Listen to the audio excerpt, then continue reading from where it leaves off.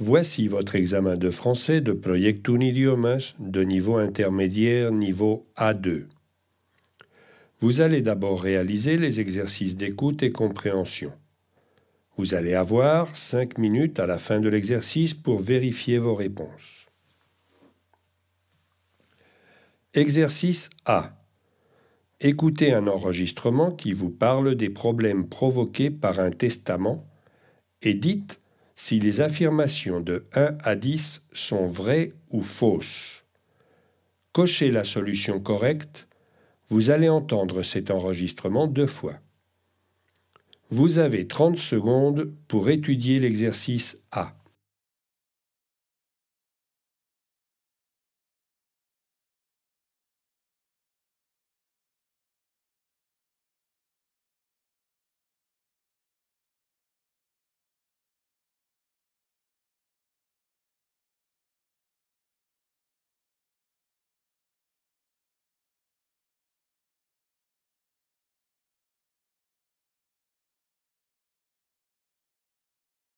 Une serveuse de restaurant de 18 ans vient de recevoir un pourboire de 450 000 $.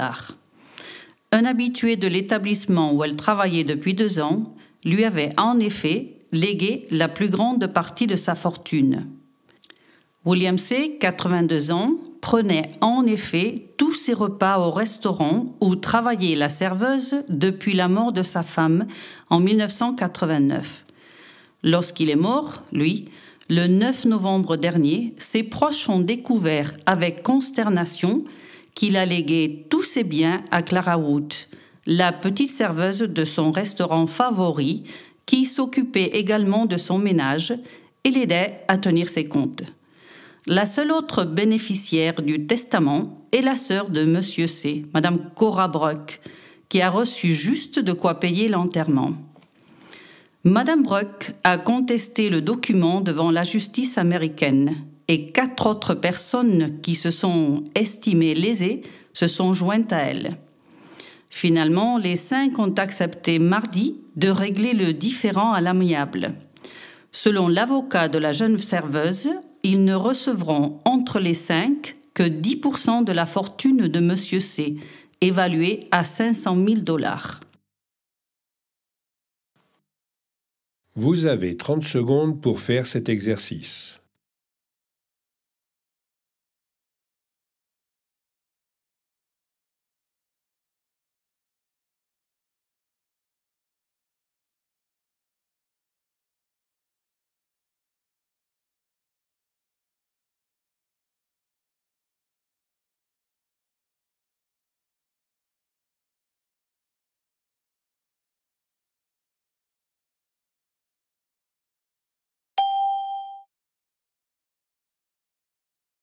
Une serveuse de restaurant de 18 ans vient de recevoir un pourboire de 450 000 $.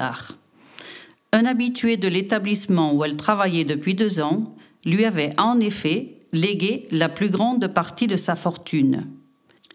William C., 82 ans, prenait en effet tous ses repas au restaurant où travaillait la serveuse depuis la mort de sa femme en 1989.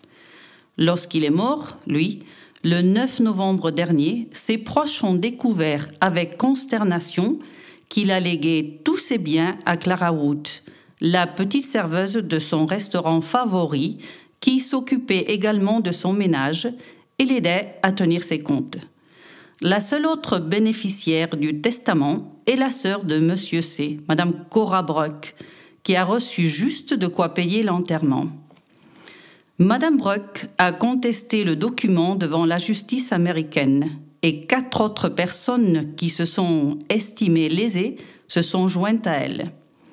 Finalement, les 5 ont accepté mardi de régler le différend à l'amiable. Selon l'avocat de la jeune serveuse, ils ne recevront entre les 5 que 10% de la fortune de Monsieur C, évaluée à 500 000 $. Vous avez 30 secondes pour vérifier vos réponses.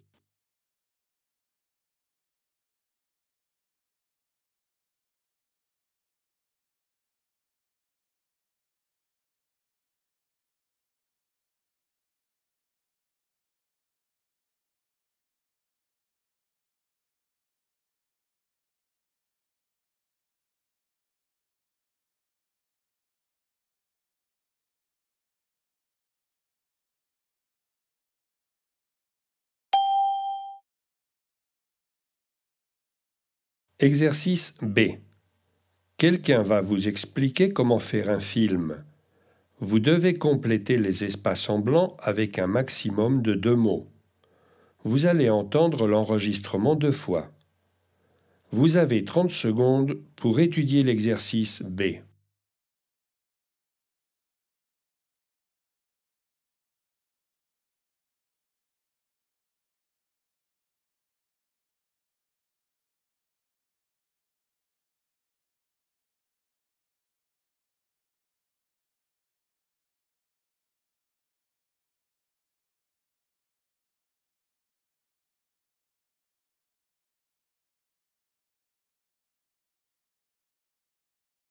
Pour faire un film, il faut réunir une équipe aux compétences variées car les tâches sont multiples.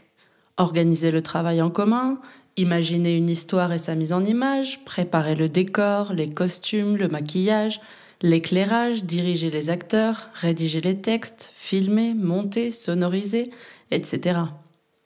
4 personnes sont un minimum pour organiser le projet. Il faut bien préparer le temps, prévoir plusieurs répétitions et séances de tournage en tenant compte des absences possibles. Il faut inventer une histoire. C'est un synopsis. C'est un texte de quelques lignes à quelques pages exposant l'idée générale d'un récit. On peut aussi partir de personnages que l'on met ensemble. Un chauffeur de taxi et une secrétaire, par exemple. Qu'est-ce qui est important ? D'abord, tenir compte des impératifs techniques. Puis, mettre dans les dialogues tout ce que le public doit connaître pour suivre l'action. Ensuite, dire aux acteurs ce qu'ils doivent savoir pour interpréter leur rôle. Aussi, donner aux acteurs des indications qui permettent de jouer leur rôle, des gestes en accord avec la psychologie, des phrases qui permettent de placer une intonation de colère ou de curiosité, des annonces discrètes qui font participer le spectateur. Finalement, installer une progression.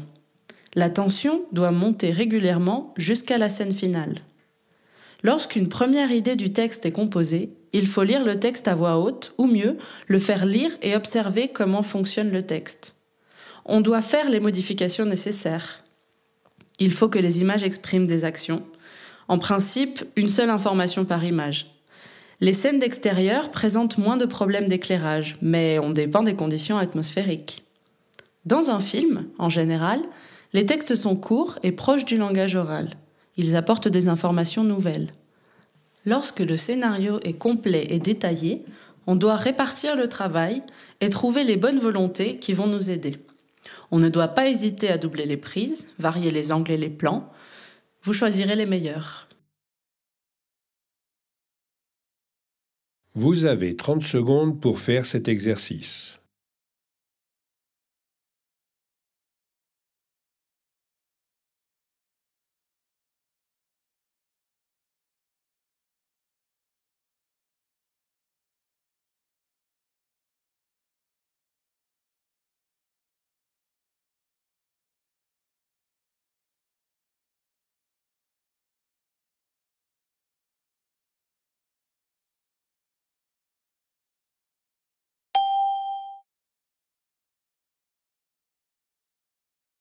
Pour faire un film, il faut réunir une équipe aux compétences variées car les tâches sont multiples. Organiser le travail en commun, imaginer une histoire et sa mise en image, préparer le décor, les costumes, le maquillage, l'éclairage, diriger les acteurs, rédiger les textes, filmer, monter, sonoriser, etc.